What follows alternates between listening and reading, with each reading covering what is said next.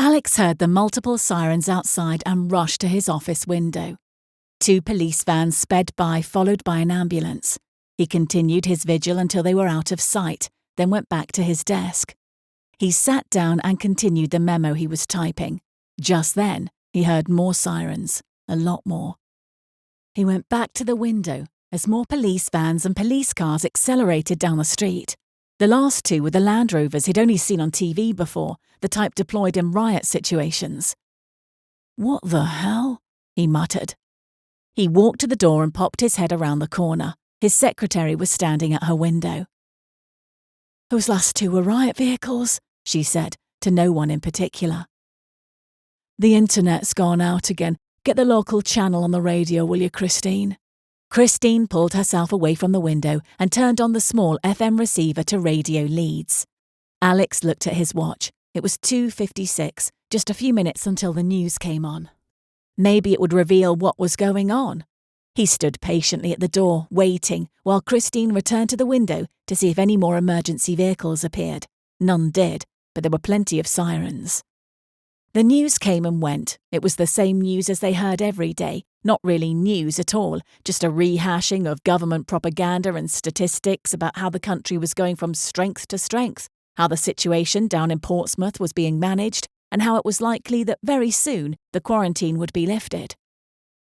"Maybe it will be on the 4 o'clock news," he said. "Maybe," said Christine, returning to her desk. Alex returned to his own workstation. He sat in front of his monitor, focusing on the no Wi-Fi icon in the bottom right-hand corner. He pulled his mobile phone out, but more often than not, if there was no Wi-Fi, there wouldn't be any 4G either.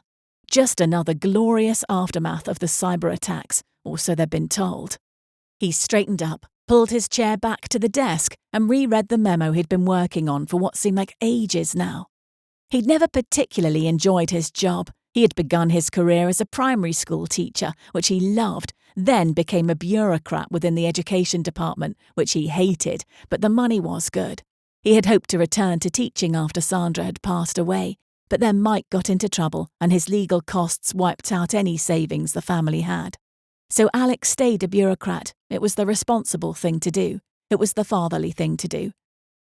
After picking up his thread, he began typing again. He was immersed in his thoughts when Christine popped her head around the corner, looking a little worried. "Alex, is it my imagination or did you hear it too?" Alex looked at her for a moment. He had no idea what she was talking about. Then he lifted his head and listened hard. At first he heard nothing but the ambient sounds around him. Then he did hear something distant. He walked to the window and opened it, letting in a spray of cold drizzle. It was muffled, but it sounded like a loud holler. Christine came and stood next to him. She leaned out of the window as well. They looked down and noticed others coming out onto the streets. The pair looked at each other, a little confused, a little worried. The light rain clung to their faces as they looked down the street towards where the sound was coming from.